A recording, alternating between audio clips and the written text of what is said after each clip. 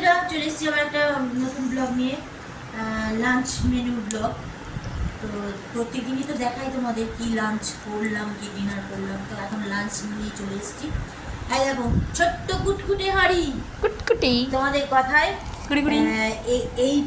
এইটাও আমার মনে হচ্ছে যেন বড়। এই দেখো কোথায় ভাত পড়ে আছে, দেখো এত ছোট হাঁড়ি, তা সত্ত্বেও ওই নিচে ভাত পড়ে আছে। তো এখানে ভাত আছে, বেশি কিছু রান্না করিনি। ওয়েদারটাও ভালো নয়, তারপরে ছেলের পরীক্ষা সোমবার থেকে, ওকে পড়াতে হচ্ছে, সেই কারণে সময়ও পাচ্ছি না। এখানে আছে মাছের তেল ভাজা, যে মাছটা আনলাম মাছের তেল, একদম টাটকা মাছের তেল ভাজা। আর এখানে আছে আম আছে আর গন্ধরাজ লেবু আছে।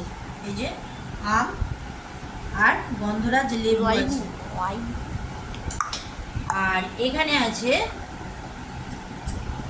আমার শরীরে রক্ত কম, ভীষণই পরিমাণে কম। আমাকে দেখা ডাক্তার বলেছে যে রক্ত অনেকটাই কম, রক্ত বাড়ার ওষুধ খাচ্ছি। আবার হাজব্যান্ড বললো যাও গিয়ে নিয়ে আসো কুলেখাড়া। সেই কুলেখাড়া দিয়ে আজকে আর একটা কথা বলে দিই, গেঁড়ি এনেছি কিন্তু গেঁড়ি রাখবো বলে বারও করেছি, কিন্তু হঠাৎ করে মনে পড়ে গেল আজকে বৃহস্পতিবার, মনে ছিল না বৃহস্পতিবার, একদমই তো করতে নেই। আবার তুলে রাখলাম গেঁড়ি দিয়ে নিই।